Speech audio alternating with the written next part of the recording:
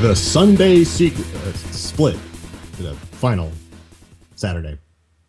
Yeah. I love it. I love it. On that note, welcome to episode number 4 of the final split. As you may have guessed, we are joined this week by co-host of the Sunday Sequence Break and a voice deeper than my own. We have Duckfist on the show. How's it going? Welcome to the show. Good to be here. And barely here. I take it having to survive neighborhood fires and switching houses and all that. So good to see you made it. We also have returning every week. We have Sinister One. Ooh, the silent point. All right, very good, very good. And in the bottom corner we have Spike Vegeta. Oh, 2 fingers. All right. I'll do it. I'll go there. We'll go. I am Go London in the top corner here.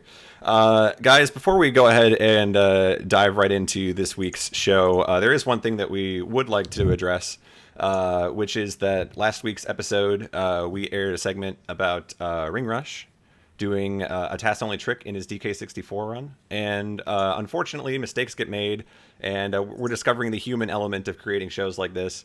And we ended up airing a highlight that did not contain the task-only trick. So we showed you him obtaining key number 8, but we missed the early helm part of it. So, we just want to let you know that we apologize for that mistake, but at the same time, we're human, we make mistakes, and hopefully we can avoid those kind of mistakes in the future. We'll try to be a little bit more thorough. So now that you know that and all that's out of the way, let's go ahead and congratulate before we even jump in again. Guys, and I got to point in the right directions here. To my right and below me, we have some world record holders that you guys want to talk a little bit about what happened here? Spike, what's going on, buddy? Oh, well, I decided last night to randomly, LiveSplit 1.3 came out, and I decided to christen it by doing a no reset run of Kingdom Hearts 1.5 Proud Mode, and I ended up smashing the world record by 3.5 minutes in this try. And all week I had been dying 15 times a day. So nice. It was pretty exciting. Yeah, so shout out to LiveSplit. Yeah, congratulations on that, and for sticking it out too, because I know at one point in the run there you kind of got down on yourself, but Hook was giving you some trouble. I will say I played pretty well down the stretch after pretty much it was all taken away by one boss fight, but somehow pulled it back on splits that I didn't think I'd be able to pull it back on. So it was pretty exciting. It was a lot of fun last night. Nice, yeah, good to hear. And Sinister One improving the Punch-Out record, right? Yes, sir. I finally got an improvement after many, many failed attempts on Super Macho Man and Mike Tyson. Came through and clutched it out. So still a little room for improvement, but I'm satisfied. It's always nice to get a new record on a game that you've just been grinding and grinding and grinding. Yeah. So just going to savor the victory for right now. There you go. Yeah, celebrate it while you can. I found my Mega Man shirt. That's all I have to report this week. So I got my Mega Man Mario Brothers shirt. Nice. World record someday, right?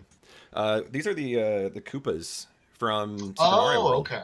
As if they were Mega Man nice. Robot Masters. So kind of cool shirt. But anyway, that's all I've got. So, on that note, why don't we go ahead and dive into this week's show and go ahead and press start here. Guys, our first topic of the day is the mystery tournament, which just occurred over the last several weeks. This was mystery tournament number 4. It had over 150 entrants, and Captain Drake was the man who topped everybody else in that tournament. Just a little explanation for those of you that aren't perhaps familiar with what the mystery tournament is. It's a double elimination tournament. Anybody can join it. And you play head-to-head matches against people in games that you're not prepared for. So you get assigned games and a goal in that game, typically like a 20 to 30 minute goal, and then you have to outplay your opponent on the spot, basically. And part of the appeal of the whole tournament is that everybody who enters submits games of their own choosing that they won't get to play, but other people in the tournament will get to play. So it's kind of like a show and tell. And at the same time, it's also a competition to see who is the general best blind racer out there. It's an interesting concept. What did you guys think? Spike, I know you were casting part of it. What did you think of the tournament? Yeah, right after we were done last week, I jumped in. I hadn't watched the whole tournament, but I got to help cast the losers finals and then about the first half of the grand finals. And it was really interesting for me to get to watch a different skill set that speedrunners and just general, like, I don't know if Captain Drake has actually done any real speedrunning, but speedrunners, we generally get to see their dedication, their memorization skills being put to the test. And I thought it was really interesting, and you guys might get to see in some highlights later, people being able to show off their Twitch skills, their problem-solving skills, just watching their minds work as two runners who have never seen a game go at it and see who can figure it out the fastest, having that pressure on them, having hundreds of people watching. I thought that was the coolest aspect of that. And on top of that, getting to showcase games, like you said, in this show and tell type way, to where, you still, I think we've expanded a lot since the SM64 and OOT days, but now, even to today, we're still seeing a lot of the same game franchises, getting to see these games that nobody's ever heard of, and being able to see their own merits as speed games, I think is really exciting. Yeah, and that's kind of the appeal of it, is, somebody's going to submit something that, they might submit, all DOS games, or just really obscure games from Japan. It's not necessarily, it has to be the most well-known game. And in fact, that's kind of discouraged because they don't want people to be familiar with the games that they're playing. So I think that's kind of interesting. Sinister One, yeah. Duckfist, anything that you... I have a lot of respect for the participants in this tournament because, they, like Spike was saying, they got to exercise a completely different skill set. And I'm a self-admitted dirty practicer. Like, I'd be the first person eliminated from this tournament if I joined in it. So it's pretty cool to see people that can actually just do stuff on the fly and just kind of, make their way through these games that they're not prepared for. I think it's cool. Yeah, and Duckfist, looked like you were jumping there. Yeah. To touch on the last thing you said, I thought it was pretty cool that they offered they allowed a lot of freeware type PC games. Because my first thought would be Blecky and a lot of the big blind guys, I feel they've played every NES game, or at least have tried to speedrun every NES game. So just getting typical emulator submissions, even, the obscure ones, I just would have a feeling that they'd already be familiar with it, And yeah, some people really hit the library. Sure, but they even allowed, I think they allowed Flash games, freeware PC games. It was just pretty cool to see just tons of things I've never seen before, and I've seen a lot of games. Yeah, it's almost as interesting to watch these players kind of think on the fly as it is to enter the tournament yourself and just come up with games to submit, because that's part of the creativity of it, is that, in addition to being part of it as a player, you're also part of it as kind of, you kind of make the tournament whatever you want it to be based on what you submit. So it's a really cool idea. And again, they had more entrants in this tournament than the first three combined, which was really cool. So I'm looking forward to mystery tournament number 5, and we have a highlight later in the show from the tournament, so we'll get to talking about that here in a little bit. But just to jump in one more time, I just thought the production value of the show was really good. As a spectator, I thought it was great. The commentary was amazing, and the stream setup, it was just really cool to see that kind of officiated on the SRL front page and stuff. Awesome. A lot of rotation of hosts, and they all did a really good job. So the replay link is down there in the bottom bar there, so be sure to check that out, guys, if you didn't get a chance to watch the playoffs. But let's go ahead and move on now as we go ahead and take a look at our Clippy Clip for this week. And our Clippy Clip this week is courtesy of Breakdown. He is playing a new game here called Get Out of My Way, I'm Trying to Eat You, which is quite possibly one of the best names for a video game I've ever heard. And the reason we wanted to show this is because the Clippy Clip can sometimes just be a way to showcase a new game that we think deserves more attention. Sinister One, you've kind of been watching it. What do you think? Yeah, I saw the stream title and I said, what in the world is this? I have to see what's going on here. So yes, it's called Goom Witty for short, just by the way. Goom Witty. Very, very reminiscent of Super Meat Boy and VVVVV. Yeah. Actually has a really good soundtrack, which you can't hear right now, but that's another nice draw. And Breakdown was just getting PB after PB, so it was just, you had to kind of to keep watching. And it kind of fits his style because, he is a big time Super Meat Boy player. so it fit right in, and it's totally free. I mean, you can just go play this game right now. If I'm not It's PC? mistaken, this is a freeware Yep. PC game. I think This it is was the freeware developed by PC. somebody who's just kind of doing. I don't know if it was like a game design class or if he's just doing like independent game design, but it's out there. It's free. It says here there's 40 levels, and yeah, the mechanics are very similar to Meat Boy and VVV. So Yeah, it looks like a. Go ahead. it's almost like a hybrid of them, I would say. Just like the Yeah. graphics of VVV, but it's got some more of the gravity of Super Meat Boy, I guess. Kind of cool when you die in this game too. You get to watch the screen collapse before you go again, so there's a little bit of a punishment Oh, that's for what death. that is. Okay. Well, no, but it can be helpful too, because if you haven't gotten far enough in the screen, you can see something that's actually coming up. Oh, So, like okay. Sure. the screen It gives you a little scrolling bit up of there. a little bit of a It gives you a preview. little sneak preview in certain instances. Yeah. Yeah, so this is, once again, it's Get Out of My Way, I'm Trying to Eat You. Look for it on Breakdown Stream. I know other people have been playing it. I saw there was a race on SRL of this game. And yeah, get out there, give it a try. We hope it gets some more exposure as a result of this, and you guys are out there playing it. So that's a little bit of a sneak peek there. Kind of Yeah, an it's- interesting game, I think. Fiery So- Blizzard, I'm looking at you. Yeah, Fiery Blizzard. Yeah. This seems like his kind of game, doesn't it? Yeah. If there is a game for him, it's right here. It was All screaming right. BBB, just like the scrolling screens and just minimalist style. Yeah. All right, guys. Our guest this week is Duckfist, Sunday Sequence Break co-host, Mario Brothers 3 speedrunner. It's so weird to me, like seeing that on the segment there. Like I'm guessing like if we did this a year ago, it would have said Mega Man runner or Ninja Gaiden runner. But you find yourself playing Mario Brothers 3 now. So what's that been like for you? Yeah, no, it's funny that you introduced me as Mario Brothers 3 runner. I mean, most people are like iconically like associated with some game that they run, but I never really felt that way for myself. I guess near the beginning as like a Mega Man player, because that's I primarily did like a couple of Mega Man games, but I guess I kind of wanted to break that mold and just kind of touch everything else. But yeah, I guess to make things easy, because that's all you're probably going to see on my stream, Mario Brothers 3 runner.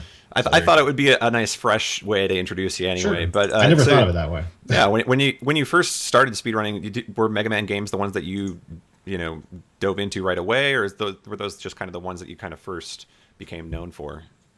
Yeah, I mean, I dove into not all of them really right away. I mean, Sure. it was pretty much just Mega Man 10. Okay. Back when I first started. I guess we'll just get into how I first started speedrunning. Might as well. Yeah. So sounds good. yeah, I mean, it all started when I saw Awesome Games Done Quick 2011. I don't know where I heard about it, but it was just the weekend. I had just the weekend off. I was in like a new place, nothing to do, and I just watched the whole thing, and it was just amazing. It was like, well, people actually get together and do this. I'd heard of speedrunning before, and I enjoyed some of the stuff that I've seen, but I never saw like a live get together of really cool people and great gamers. And I was like, okay, so I gotta pick up speedrunning, but only because I gotta be a part of this. So, Right. Yeah. It's almost the spectacle of it kind of draws you in. Sure. I guess that's kind of how I got involved in the community, rather. But I guess before that, I did a little bit of Mega Man 10 time attacking and got inspired by watching Mega Destructor 9's time attacks on SDA. And then, of course, at the point when I saw Awesome Games Done Quick 2011, I was like, well, is there a game that I can play from start to finish? Well, I did this Mega Man 10 thing a while back. Let's try that. So there it is. And then how long after it was that you watch HDQ 2011, you think I want to be a part of this? What was your first marathon run following that? Okay, so I think I had a Mega Man 10 like route down within a couple of weeks after Awesome Games Done Quick 2011, but it was pretty bad. I did everything by myself and didn't research anything and completely rerouted it afterwards. And anyways, the first marathon I was a part of was Japan Relief Done Quick, which I think was April of that year, which was the first like online speedrunning marathon, I think. That was hosted by ROM Scout. And in the coming weeks, like coming up to that, I really wanted to offer Mega Man 10 for it, and they said that, well, you have to have a stream. We got to see a play, on stream, because before that I uploaded a couple of runs on YouTube and that was it. But it's like, all right, so I jump on Ustream. Yeah, right, Ustream. That's what it was back in the day. So I was back in the Ustream days, and did that for a while. And actually, ROM came right into my chat in a couple of days, because I also posted in a thread on SDA to get that on their Woody page. And and that's kind of where it started. Played on JRDQ, and that was successful, and was like, okay, they're gonna have a summer event. It's live. Okay, wherever it is, I'm there. There you go. So it was like the first year I had like my job outside of college, and I was like, I have vacation days and some cash to do this. If this happened a couple of years ago, I wouldn't be able to do it, but I'm all there. There you That's go. how it happened. So speaking of ROM Scout, you guys actually, if I'm not mistaken, have a co-op run that people might not know about. Oh yeah. So fast forward a couple of years. I think this was SGDQ 2013. 2013? Yeah. Yep. Yeah. Oh, that's last year. Okay. Yeah, just Yep. last year. Yeah. All right. It's hard because They all run HAQs together, yeah. at It's the all just beginning of the numbers and year. letters, yeah. Right. But okay, so last summer event, we had a co-op run of Super Ninja Kun, and we were just discussing before the show. It was kind of funny. It's just that's probably the one run nobody knows that I did. There you go. It's like Even a though it was cult, like the a cult most classic. There's like one guy out there that knows you specifically for that game. Sure. But that's pretty well into like my speedrunning career. That was one of the later games, and we had a lot of fun playing it though. It was cool. I want to do another co-op. Definitely. So, yeah, let's talk a little bit about how you got involved with the Sunday Sequence Break at first, and then evolved into a co-host on the show. So, like, what was the first point where you started being involved with TSSB? Okay, I think it started right after AGDQ 2012. Okay. I wasn't a part of the initial discussions there about it, but I think the first episode, I want to say it was in February, right after that, February or March. And I think I heard about it, and I was there to watch the first episode, and I watched the whole thing live, and I thought it was amazing. It was just the three guys, Fiesel, PJ, and Flicky, and then the guests were Tiki and Caleb, because they were both racing Mega Man X at the event the previous month. So, and it was pretty cool. PJ came up with this cool layout with like the GIFs and just kind of like a page that showed you what was coming up and what people were doing, and like a little split thing, and it was it was awesome. And I contacted PJ, and I kind of wanted to offer some stuff to increase the production value. I had this like idea with this programming kind of like toolkit that I was working with at work. It was kind of a new thing to me, and I thought that I could maybe successfully integrate that with like XSplit a little bit and make kind of like a cool layout that would like manage things, and it would be perfect for like a show sort of thing. So I said to PJ, hey, I got these ideas. What do you think? He was like, I think it's awesome. You should come on the show. I'm like, oh, okay. just like that, yeah. You submit an idea and you're in. It was just like that. So, and then so not only like did I help like prepare some content for the show, I also they wanted what was it? Okay, I offered to actually host a stream for the show, and I was like, so let me do the stream for the show. I'll stay in the background quiet, and you guys can focus on like the discussion instead of managing a layout and all this stuff. You just focus on the content, and I'll take care of that. So that was the initial idea. So you started out just in the background, kind of supporting the stream. Do you remember like when you started to make the transition into full-time co-host as well? Like, was there a point where you just kind of jumped in and started talking, or? I can't remember exactly when, but it's probably around episode 10, maybe after 10 episodes or so. I would just like chime in to correct somebody on something. I think originally it was like Flicky kept giving me like a hard time whenever I would make like a slight mistake, and then something on the user interface would look like slightly off. It's hard to manage these things like while you're doing it live. Golden, you got to know, because you're both hosting it and you're managing this stuff. Like, yeah, it's a lot to micromanage, and like, it's certainly like it's putting my feet in your shoes at the same time. Like being involved in this, I think all of us on the show are starting to understand more about like what goes into TSSB as well, and we have to take care of our own stuff. But yeah, it's a lot to manage. It's impossible to do this sort of thing smoothly all the time. I mean, geez, there's rarely an episode that you go through where you make no mistakes. Like, that probably won't happen for a while. I mean, it's just the way it is. I mean, it's you can prepare as much as you can beforehand, and you can be confident, and then just as soon as like something happens, you slightly forget something, and you have to react really quick to correct it because it's live. And, it was tough. So anyways, I think, no, I'm sure that Flicky gave me like hard time for random stuff. He's like, "Oh, Duckfist, what are you doing? Oh, fix it." It was mostly like, it's just his way of, it's his way of messing around, and it would get onto my nerves, and eventually, like, Well, you got back at him pretty good with all those splinter faces that you snuck on to the show. That would always get on his nerves. Yeah. Okay. So I was just sitting there listening to the show, and I had this cool like GIF management like utility thing for the stream where you could easily like drag and drop GIFs onto this like canvas and move them around and stuff. And I instead of just keeping them there, I might as well play around during the show. I mean, and it became kind of like this permanent thing. I mean, every episode you tune in now, and that's part of it. Like as the show progresses, you start to see more and more GIFs get put in place, and that's pretty cool. So a lot of this stuff that you're using to structure TSSB and keep kind of the fluidity of the show going is stuff that you've written. Yeah, I guess you could say that. Yeah, well, definitely.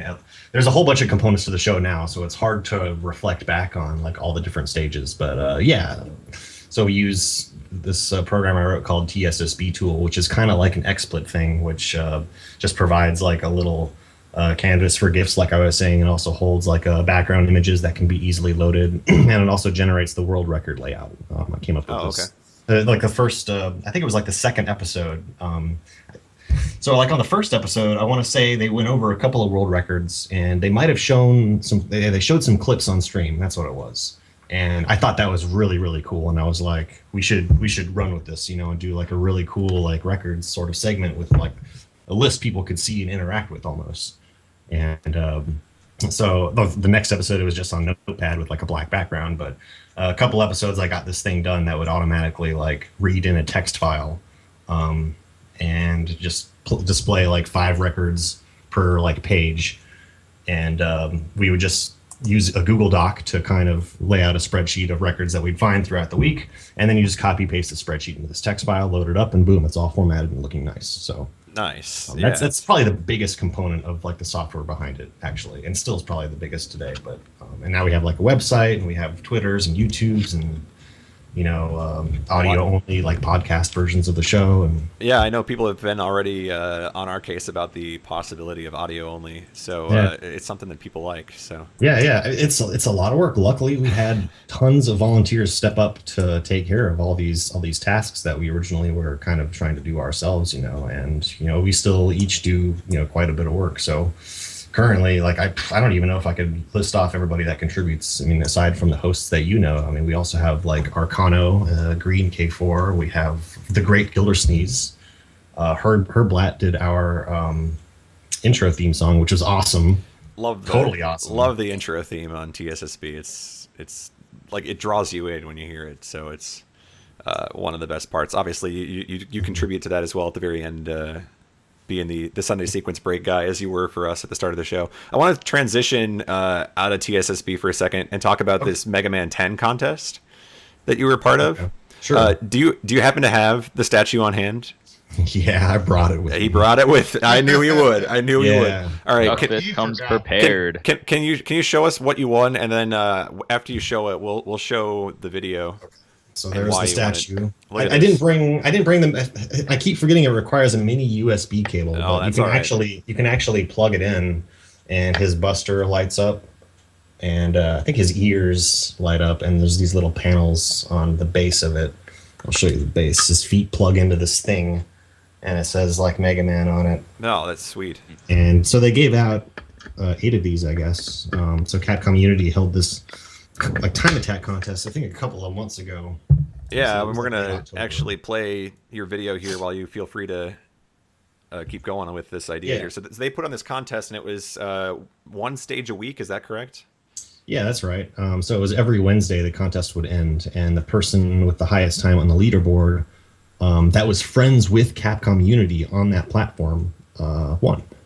And you can only win once per week, so there wouldn't be one guy winning everything. And of course, he had to add them as a friend. But what kind of sucks is, it's all it does is the replay of Mega Man 10 Time Attack. So you can actually use a lot of stuff in the replay to make it easier to complete it, since it's game time. You can pause buffer and to make it easier to switch weapons. But I said, screw that. That was really dumb. I hated the fact that you could pause buffer to get really good times. So everything you see in this little video was without pause buffering done live. So actually making that quick kill on that mid boss was the hardest part about the Blade Man stage time attack. And it took me forever to get the mashing to do that correctly. Yeah, it's really just complex, like jumping and mashing and directing your shots perfectly in order to kill him really fast. Yeah, it looked really hard to do. So you mentioned that you didn't use any pause buffering. I know Used Pizza did this as well, and Slurpee Ninja was involved. Same kind of thing, I'm assuming, from those guys. They probably didn't. Yeah, probably not. And even if they did, they're really skilled players anyways. I mean, I know, and I've seen their play. So, but yeah, Slurpee Ninja won the first week. And it would alternate Xbox 360 and PS3 versions. First week was Sheepman, I think. Yeah, it was Sheepman. And Slurpee took that one, and then I heard about it, and I'm like, I'm going to try every one until I get one of these things. So I did Blade Man the next week and got that, and then went back to 360, which Used Pizza has, was Strike Man, and he got that. So all of the speedrunners that actually, run RTA got the 3 trophies within the first 3 weeks. Well, it's good to see that the cool. community takes home some of the rewards when, it's a speedrunning challenge. The speedrunners are able to take control there, so that's kind of cool. Yeah, it was pretty cool. Did you link something in chat? The Cat Community actually did like kind of a cast of the 8 different. I did not link it. If you want to go ahead and share that. Yeah, let me find that. There is a full video. There actually is audio associated with that clip, but I muted it just because there wasn't too much there. But they do a funny job of trying to make it kind of esportsy.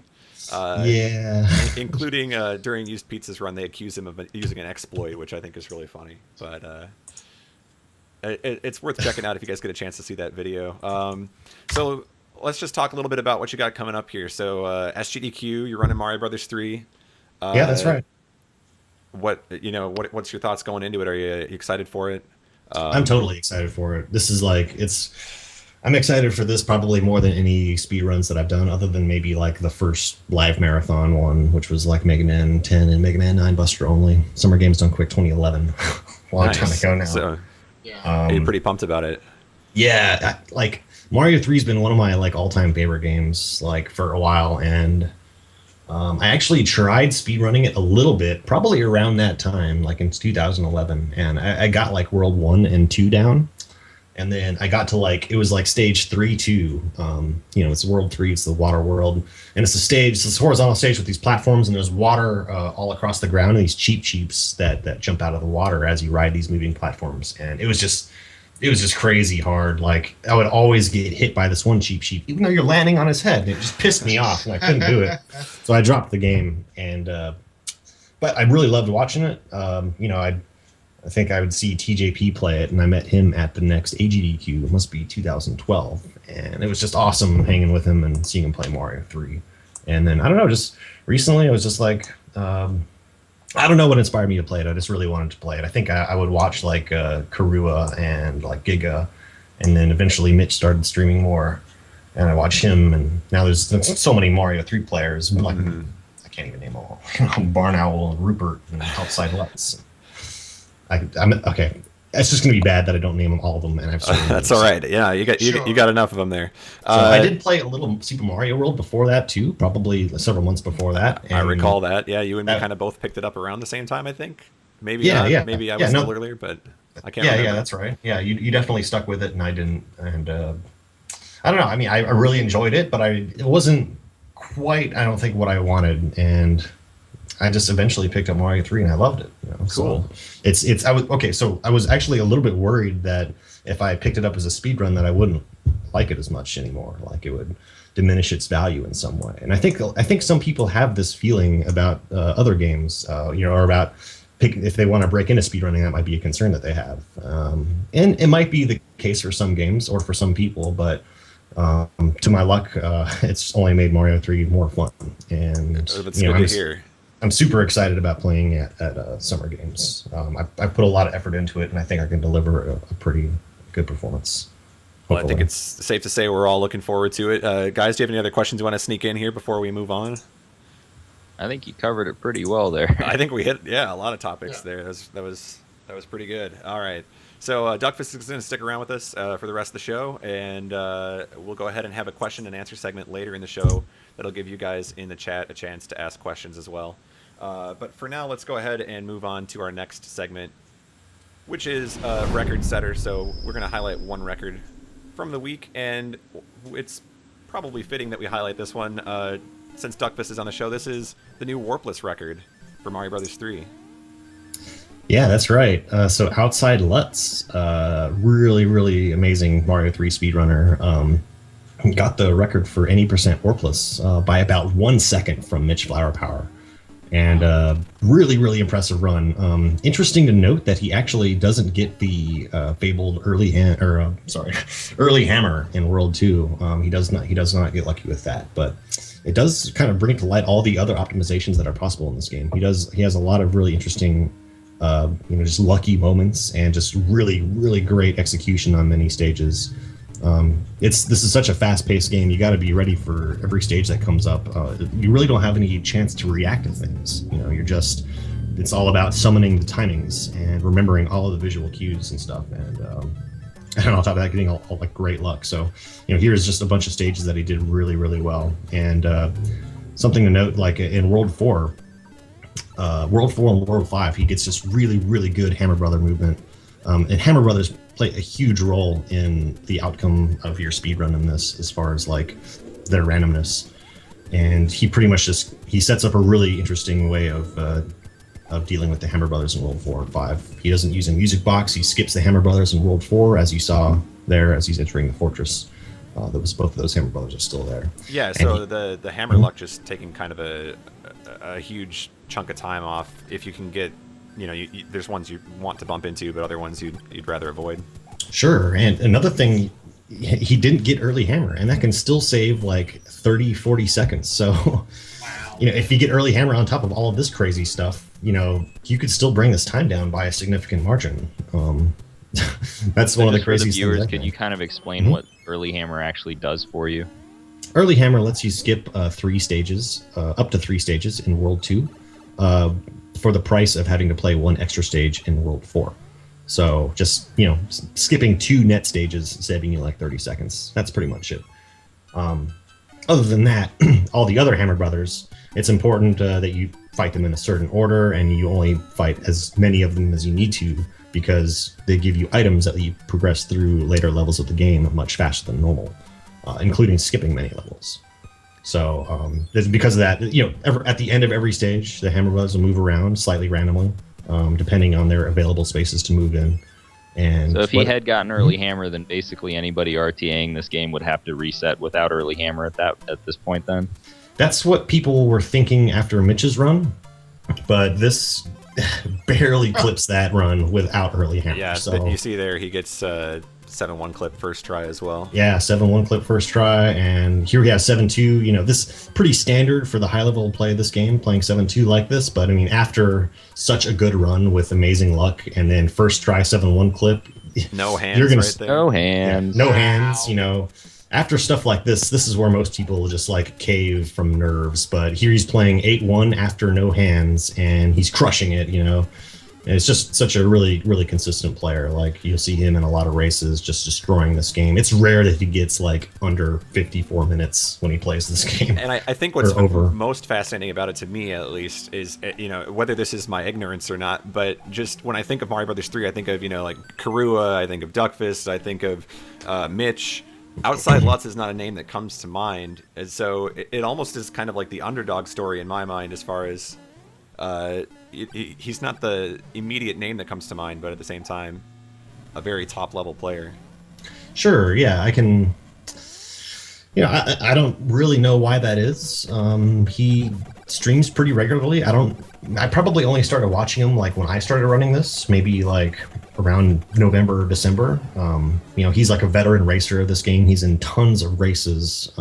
Maybe he doesn't stream too much outside of racing or something. I know he doesn't do commentary while he plays, so maybe that's a factor of it. But I think it just goes to show that there's like so many good runners still out there that people don't know about, that are like undiscovered kind of. And Absolutely. For most games, like, you probably know who's the best player or the most marquee player, but you're like, if I asked you like who has the second best time in NES Batman, like people won't know that, right? So but they know who has like the best time. They're Dexter, Dexter's Batman. That's but, kind of so that's sadly kind of a flaw in the community. I mean, in my opinion, I mean, it's just we've kind of reached this level where most, the thing that gets the most light is just the world records. That's what everybody talks about. But there's these huge communities behind a lot of these games, that aren't actively going for world records, or are close enough but not quite there, that just don't get the limelight. Right. And they're just great communities, and there's a lot of great people out there. And this is definitely a good example of that. Yeah, well, this is us encouraging you guys to go check out Outside Lutz. His stream is twitch.tv/outside_Lutz.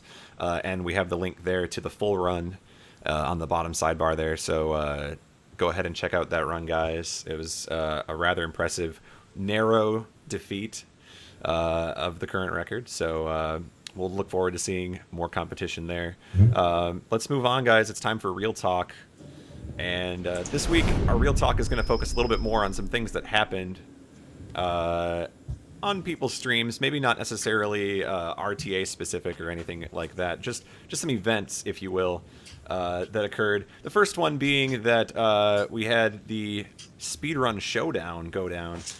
If I can just give a brief explanation of what that was. So this was a challenge that was initiated between our White Goose and Live Egg.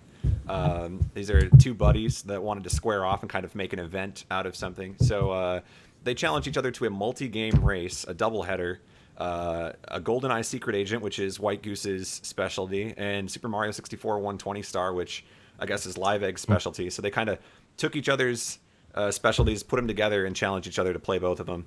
And I have the results here.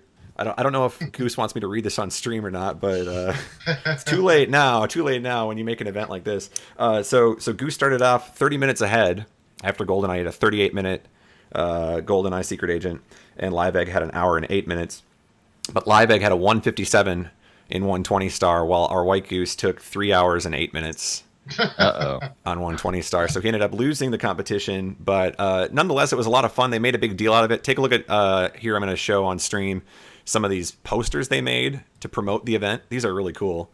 They just kind of spread these over Twitter. Nice. And got people really into it.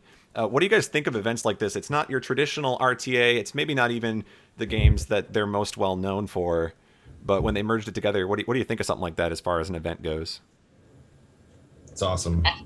Yeah, I think this is a lot of fun. I guess it kind of goes back to the SRL Mystery Tournament in a way that just, instead of us constantly focusing, and what you guys were just talking about, how we showcase world records all the time, but we don't showcase a lot of the other great fun stuff that goes on in the community. So I love just two guys saying, you know what? Because you got a lot of this sort of thought back in the day of, well, I'm not Siglemic, so I'm not going to stream Mario 64, because people are so desensitized to, well, this is how Mario 64 is supposed to look like every single time I play it. And here's Goose, who's a casual Mario 64 player at best. I think he's okay with me saying that. And he's totally okay with just showcasing that for 3 hours. Just him and another buddy just having fun. So Yeah. I think it showcases that, you know what, yeah, we're speedrunning, but in reality, we're still just playing video games on the internet. We're having fun with this. Let's not stress too much about it. Yeah, absolutely. I think it's really cool that you don't have to feel like you are the absolute best at a game to be able to play it. Like, there's no obligation there that says I must perfect this game before I'm allowed to stream it or anything like that. It's just more about the idea of two guys having some fun, challenging each other, making a spectacle of it, calling each other out. Yeah, I totally agree. And while that kind of that realization seems a little bit more obvious to me, I can understand to newer community members or newly exposed community members might have that mindset of, if I'm not the best, then why bother, And I think it's really cool. I hope more events like this happen to kind of help lead by example and kind of move that mindset away, and maybe motivate more people to kind of get involved. I know I've been guilty of the just solely focusing on records and things like that, and you really do need to take a break and have some fun every now and then. Get into a different game. It's no big deal. I'm not the best Super Metroid player in the world, but I really have fun when I play it. So it's something that you got to do. Just give yourself a little break from the grind. And this is even better because it's a big event they kind of hyped up, so it was even that much cooler. Yeah. Awesome. Well, I thought we should bring that up anyway and bring it to your attention. So if you guys go check out their streams, they have the replays there as well. Next up, I want to showcase the final minutes of something that. Oh man! I think you guys will like this. The number is exactly what you think it is here as we go ahead and play this video. Worcester completed a Pokemon Stadium 2 full game run earlier this week, and it took him almost 42 hours. He cut the 42. He cut the 42. Wow. That's the important part. He cut the 42. Here's the final move as his Voltorb finishes off Mewtwo here. But this just blows my mind. He had 128 losses during the 42 hours. Those are battles that he had to redo. Just the amount of time that you have to be consistently playing to be able to complete it. I mean, you have to hope that he took breaks at certain points, but knowing Worcester, I could see him championing, like pushing through and not taking any breaks for anything. What do you guys think of these marathon speedruns? I couldn't do it. But Yeah, man, me respect. neither. That's like so diametrically opposed to what I do. I can barely stream for like 2 hours.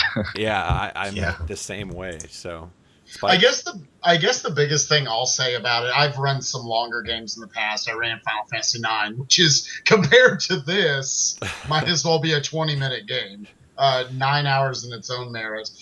I guess to bounce off of what I said earlier about the SRL Mystery Tournament, that you're kind of showcasing different skills. That the biggest piece of respect I've ever had for Worcester is his just his knowledge that he has of every game he plays, and how.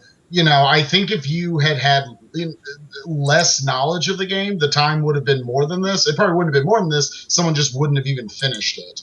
Right, So I think that's maybe the key point there is that he was able to even finish it in the first place is, I think, an Right. achievement in itself. It's not so much about how optimized is this run going to get, or, I don't think it's unreasonable to assume he might never do this again. That might be like a one-time deal. I hope so. But I think we all kind of hope that just for his sake, too. But just the amount of research that went into it to be able to even done Right. without needing sleep or anything, that's just... It Like- kind of reminds me of like, in the olden days of arcade games, some of these guys that would compete for the high score records would have to do these crazy marathon sessions, like even longer than Sure. 42 hours. And it's Right. like just insane. And this isn't even like a high score run. This is just like a regular run. So Yeah. pretty crazy. Like, do you know if he went into it knowing that it would take somewhere on the order of 40 hours? I would assume he had some estimate of that in his mind going in. I mean, Yeah. I've seen him run other things that are equally as long, or he's made attempts at categories in other Pokemon games that are 20, 30 hours. And he's even had some of them where he'll be 30 or 40 hours in and he'll cancel the run. So it's cool to see him complete it, but at the same time, I think we're all kind of hoping, okay, don't take from this the idea that you should go and speedrun something that's so long that you stop eating food or sleeping or... Right, please. Do not try this at home. Do not try this at home, kids. Yeah. Worcester is a trained professional. Cool stuff. I thought it was, a little bit interesting at least. So let's move on from that, and we'll transition out of our real talk here and move to this week's big plays. Yes. The dude. big plays. We have two of them to show this week. The first one coming from the mystery tournament. This is Captain Drake playing Super Buster Brothers in the losers bracket. And if you get hit by any of these balls, you die. Oh my god. Yeah, this game is sick, by the way. This is a really cool Yeah. game. He can Oh, only wow. shoot upwards as well. He can't shoot left or right Yep. to shoot these. So he can only use that Wow. grapple in a straight up and down direction. Spike, you were there. Yeah, I actually got to be casting during this, and this one. Oh, this one's insane. Again, literally takes Oh my one God. hit from AC dies. This is 100% blind. He had never played this game before. He can only shoot upwards. And yeah, all these balls, as you shoot them, they break into a million other tiny All right. little balls. And hold that thought for just a second because we have another big play. This is from Portal. Blizzik, the runner, doing a little bit of a Kobe Bryant impression here as he throws the cube onto the switch and moves through the door without stopping. Getting some nice backups. That's We'll awesome. show it one more time. This is a segmented strat that he did in real time, just on a whim. Tossing the cube over there. Beautiful. Doesn't even look to see if it landed. I like it. Right. Just some good Twitch skills there from both of those guys. Whether it was rehearsed or not. Some really cool stuff there. Yeah. Any thoughts? Do you want to pick a favorite Sinister one? I know you like to. I think that dodging was just so crucial because especially if you don't if you're not familiar with hitboxes and stuff, I always keep thinking oh my god, he's gonna get hit. But I mean he just kept getting out of the way, and you're if you're not familiar with the hitbox, you might accidentally get hit even if you think you're moving really well. Right, so. and this is an unrehearsed, mystery tournament game. He's playing against somebody, so if he's too risky, he might fall behind. I think they were stage for stage at that point. In the tournament still, so it's one of those things where if he's getting too greedy, he might end up just losing. Yeah, that was I gotta game go with that 3 of 2 out of 3. The loser went home. The winner went on to face Blecky, and Captain Drake ended up going on to win the tournament after that. So it definitely felt like we. That. See why? Yeah. We had obvious. Blecky in the call with us at the time, and when he did that, Blecky, you could tell there was this that immediately kind of dropped in Blecky's I gotta play voice. who? Yeah, exactly. It's one of those double takes, and Blecky, the first name I think that comes to mind for a lot of us when we think of blind races and oh yeah, natural skills. So Captain Drake just on another level, I guess, this time around. That's pretty cool. But Blizzik's portal trick very cool as well. I always liked Portal. I guess I've never really delved too deeply into the speedruns, but yeah, it says here that it's a segmented run strat. Like he just kind of just decided to go for this in an RTA. Yeah, I think it was one of those things where, I mean, it certainly has been tried before in real time, and I think he's been able to do it. It's just kind of his chat kind of suggested he try it again, and he threw it out there and did it. Not expecting it to work. Yeah, okay. So that run ended up falling apart, unfortunately, very shortly after that. That's what happens. It was. But the coolest part about the play is that it does happen just so cleanly.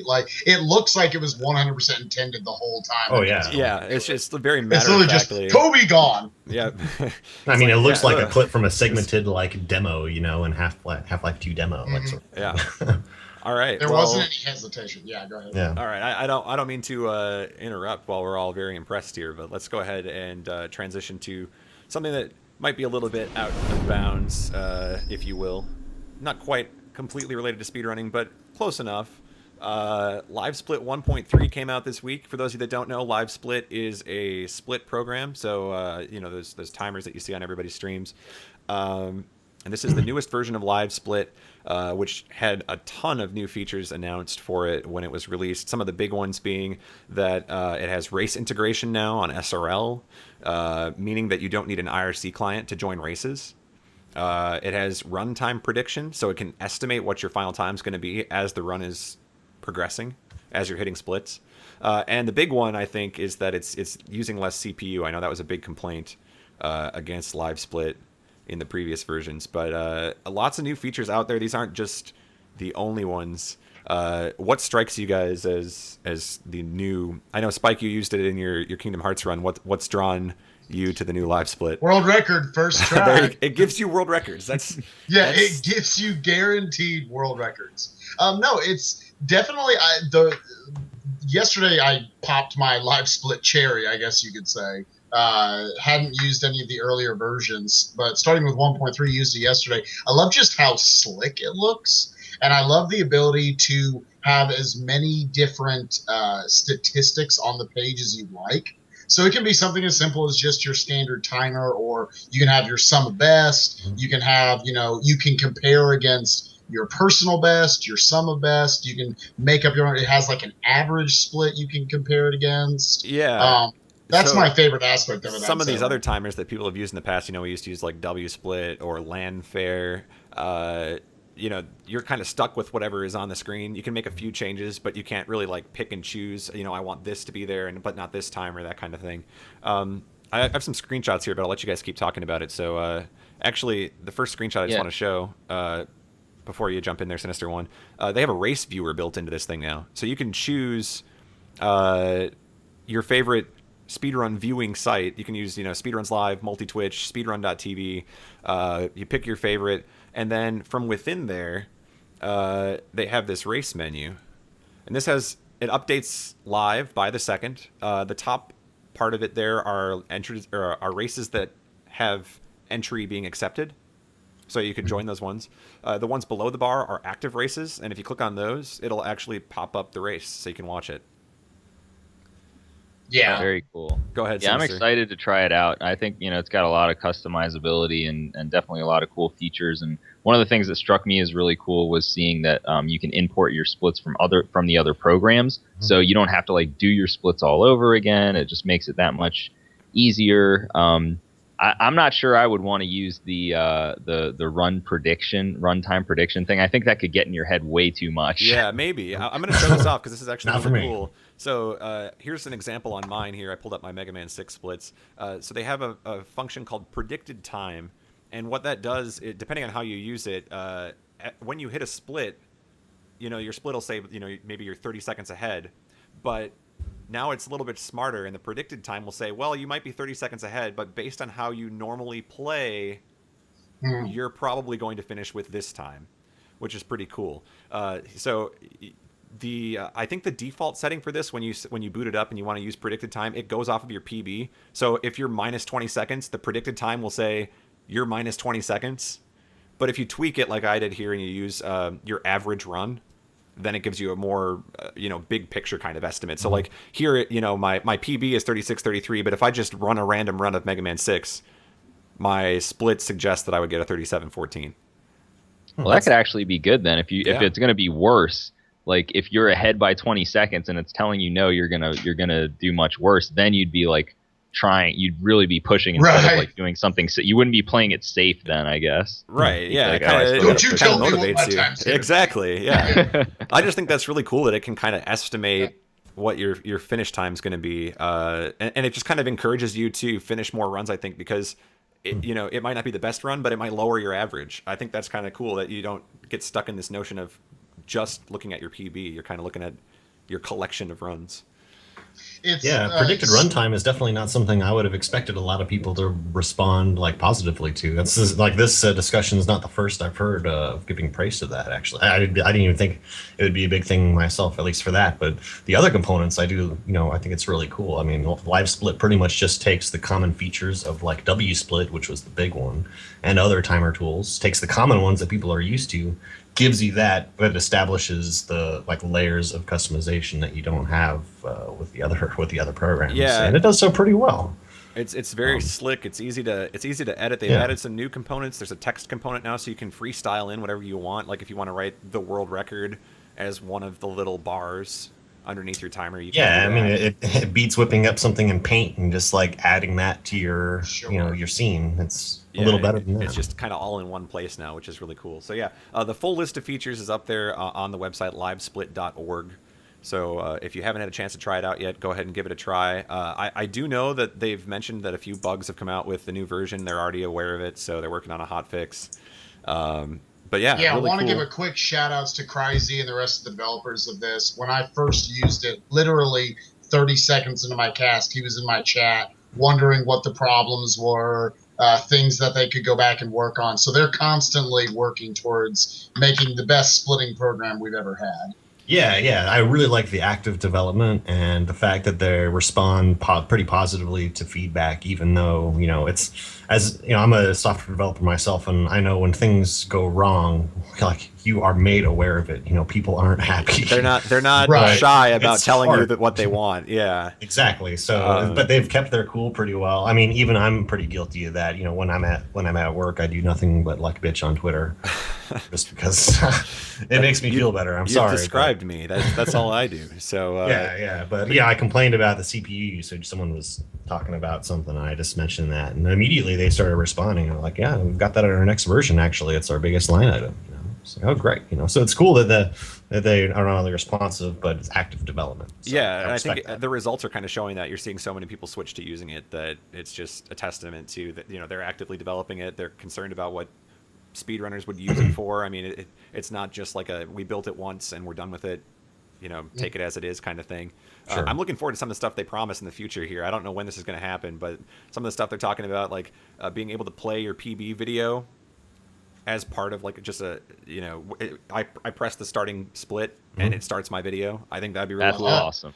That's pretty cool. I know not a ton of people do that, but I do that with certain runs. I'll play my PB video alongside it. to give the viewer something to see, like how how far ahead or behind you are in given circumstances. That would be amazing. And it's such a pain to reset when you set it up manually like that. Like finding the perfect timestamp and just pausing it. And you screw the timestamps. I'm just going to leave it paused here and then hit that once my run gets to a certain point. It just becomes extra micromanagement and really hard to keep up with. So that would be really cool if they get that one in. They also promise Twitch chat integration. So you'd be able to have a whole section of your Twitch chat as part of your timer. I don't know. These are promising. I'm looking forward to it. I love what they do. I'm looking forward. Just want to shout out. I'm looking forward to making developing components open. So letting other people develop components. Hopefully you guys do that soon. That would be amazing. I'd like to make some stuff. There you go. Yeah, that'd be a nice little request there. I know that you're probably not the only one that would be willing to develop some stuff for it too. So there you go. That's LiveSplit 1.3, livesplit.org. Check them out. And one more thing before we start to wrap up the show. It's everybody's favorite segment. I hope anyway. It's Glitch Please. All right, guys. Here we have Leorin playing Super Metroid, and he fires his beam, but the beam stays behind him. And he doesn't have Variasuit, so he dies. So yeah, just to give a little bit more explanation, why does he not have Variasuit? Well, he's doing a run called RBO, which stands for Reverse Boss Order. So he hasn't killed Kraid yet, because he has to kill Kraid last.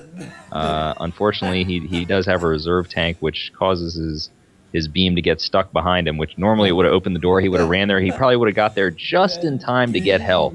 Oh, did his reserve tank kick in after he fired his beam? Is that what happened? I think it kicks in right as he's going to fire, and so the shot gets somehow stunted by that. I'm trying to rewind it here. Yeah, so he outruns his shot, which is clearly impossible. Yeah, it's like a 1 in a million thing where he just happened to fire at the exact wrong moment. And so the beam gets caught behind him. The enemies are right there that he can refill off of. Just I know. So he's just he could reach out and heal himself, but he just doesn't make it. I actually want to use this slow motion feature that we have here. If you guys will listen in for just a second here, you can hear his reaction in slow motion when he finds out that he's about to die.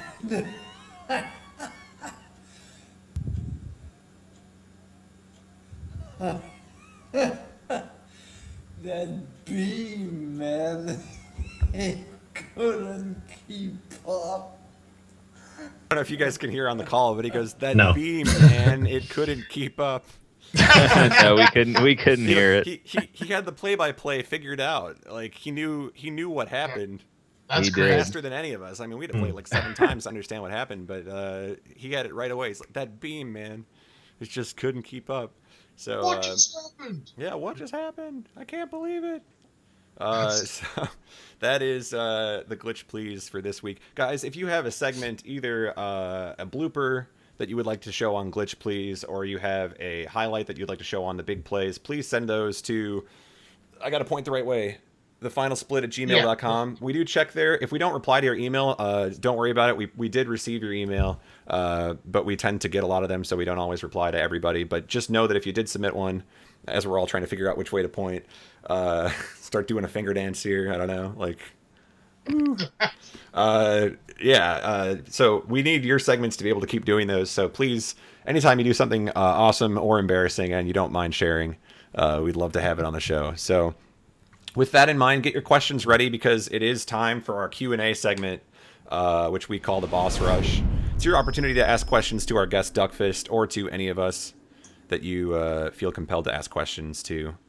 I did have a question for Duckfist. I was just saving it for now, because I know we have to wait for a while to get some in chat. Smart man. Duckfist, you mentioned during the interview that you would love to do another co-op run at a marathon. Yeah, that's right. So two-part question. Number one, if you could do a co-op run with any runner, who would it be? And number two, did you have a game in mind? I don't have a game in mind. I'll answer number two. Number one, I don't know. It'd be cool to do a run with you.